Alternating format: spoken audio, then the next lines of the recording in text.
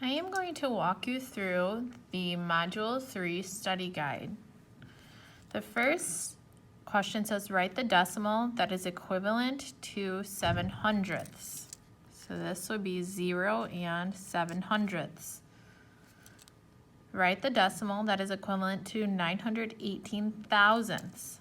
So this is 0 and 918 thousandths.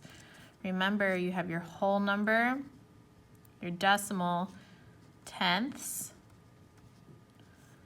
hundredths, and then the last one is thousandths. We know that it continues, but we're focusing on tenths, hundredths, thousandths.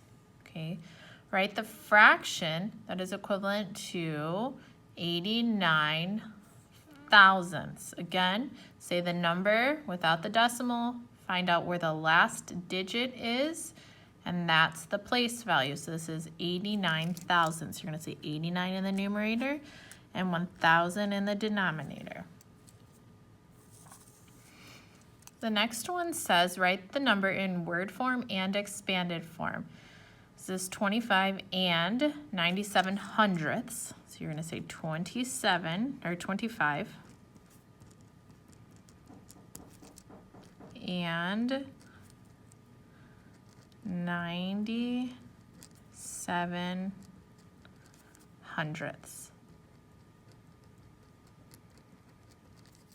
For expanded form, you can do either decimal form or fraction form, and I will show you how to do both. I'm going to start with fraction form. So you're going to say 2 times 10 plus 5 times 1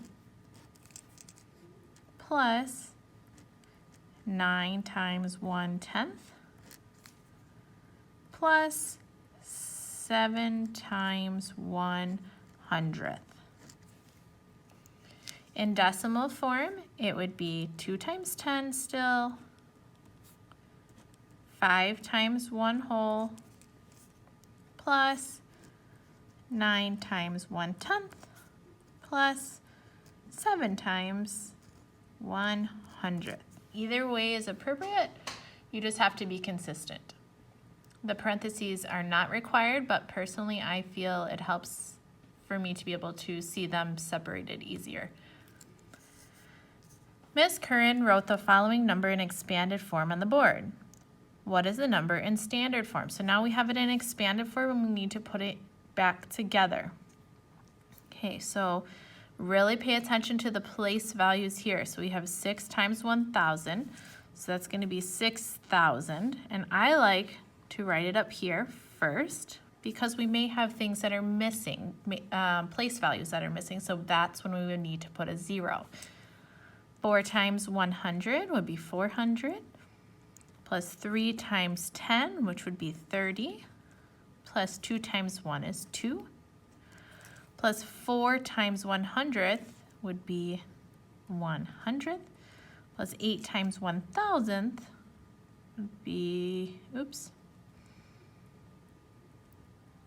would be 8 thousandths. Now again, notice that I don't have a tenth, so it's going to be 6,432, and I have 0 tenths, so I'm going to put a 0. I have 100th and 8 thousandths. So this would be 6,432 and 18 thousandths. You're going to compare using the greater than, less than, or equal sign. So we're going to start by comparing the whole numbers. This has a 2 in the ones place, this has a 4. I know that 4 is larger, so it's going to say 2 and 4/10 is less than 4 and 5/100ths. I'm going to write the next ones out in standard form so then I can look at them. 85/100ths and 85 thousandths. I'm going to compare zeros in the whole number. This has 8 tenths, this has 0 tenths. So I know 85 hundredths is larger because the 8 in the tenths is larger than the 0 in the tenths. This one is 23 hundredths, and this one is 231 thousandths. If I look, 0 in the whole, 0 in the whole. 2 in the tenths, 2 in the tenths, 3 in the hundredths, 3 in the hundredths. Remember, we can add an invisible 0, so they both have the same digits. This would be a 0 in the thousands, a 1 in the thousands. So that one is going to be larger. 231 thousandths is going to be larger than 230 thousandths, or 23 hundredths. 45 and 3/10, or 45 and 30 hundredths. So 4 in the tens place, 4 in the tens place. 5 in the ones place, 5 in the ones place. 3 in the tenths place, 3 in the tenths place. Put my invisible 0. They both have a 0 in the hundreds, so that means they are equal. They are equivalent decimal fractions. Now, make sure on these type of questions you are reading very carefully. Sometimes they say order the following decimals from least to greatest, and sometimes they say greatest to least. It's very important that we are really reading what the directions are telling us so we don't make a silly mistake. So in this case, we're going from least to greatest. Okay. My personal preference is to rewrite the decimals, and you can always use a marker board during the assessment, up and down, so I can really compare them. This is my personal preference.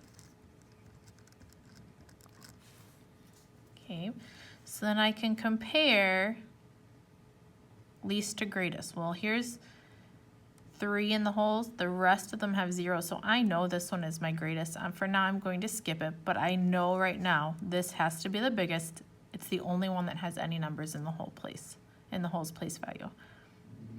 Next, I'm going to compare all of these that have zeros, because I'm looking for the smallest, to find which one has the smallest number in the tenths place. 4, 3, 1, 2. I know that 123 thousandths has a 1 in the tenths place, so that's going to be my smallest. So I'm going to go ahead and record that. And then I'm going to cross it out. And I'm going to start all over again. I'm looking for the next smallest. I know it's not going to be this one. It has a 3 in the wholes, so I'm back to comparing the ones that have zeros in the whole. Looking for the next smallest. 4, 3, 2. Well, I know 2 is the smallest, so 235 thousandths is going to be next. I'm going to cross it out. 0 in the whole, 0 in the whole, 4 in the tenths, 3 in the tenths. 3 is the next smallest, so 3/10 is next. Then we have 3 in the whole, 0 in the whole number, so this one is going to be next, 41 hundredths.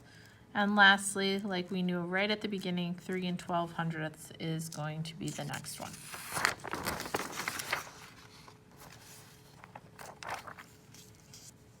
Okay, so it's round the following decimal to the nearest whole number, tenth and hundredths. If you remember, we can use that curved number line if that helps you. Some of you, it's really crucial, and that's a great strategy. So I'm going to underline the whole, and I'm going to look to the right to help me decide. So this is going to be between 4 and 5. Start with what I have in my whole. I'm going to separate this into tenths. I'm not going to label the rest because I know my 4 and 2/10 is right here. So it's going to roll backwards. If it's a roller coaster, it's going to roll backwards to that 4. So my nearest whole is a 4. Now I'm going to do the same thing again for the nearest tenth. This time I'm going to start with what I have. So 4 and 2/10. The next tenth would be 4 and 3/10. I'm going to divide it into hundredths, so I can pretend this is 20 hundredths and 30 hundredths. This would be 4 and 25 hundredths. I have 4 and 28 hundredths, so it's going to be over here. And that's going to tell me it's going to go right into that 4 and 3/10. The last thing I'm going to do is find my nearest hundredth using the same method. Nearest hundredth, so I either have 4 and 28 hundredths or 4 and 29 hundredths.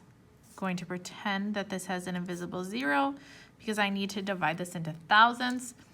This would be 4 and 285 thousandths. Oh, look, that's what I have. So it's at the top, it's gonna roll into 4 and 29 thousandths.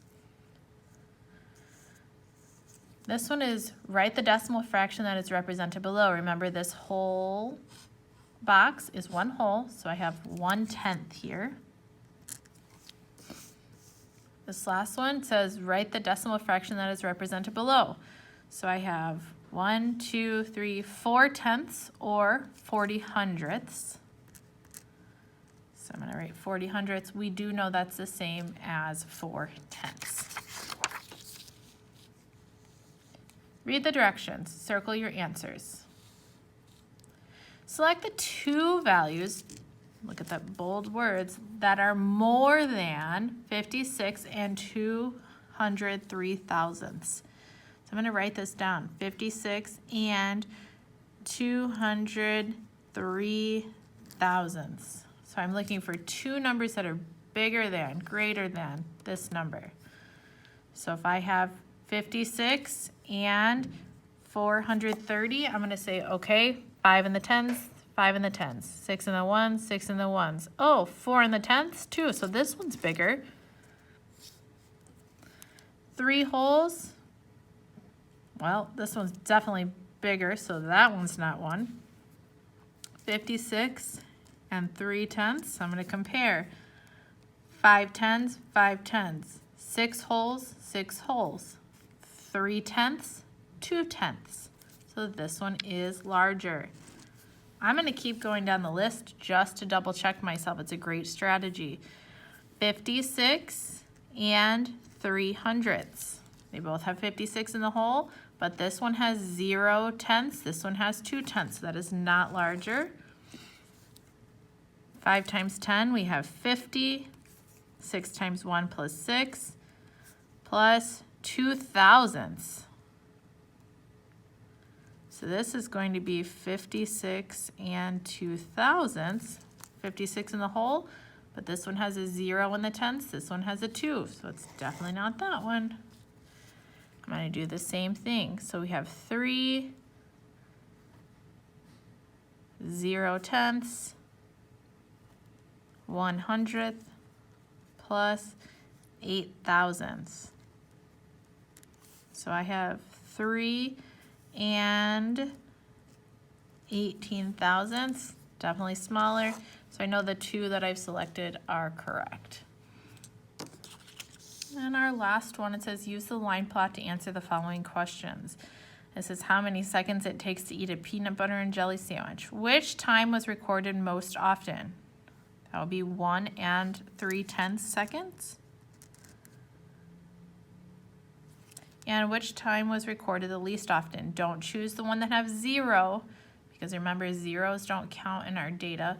So that would be 1 and 5/10 seconds.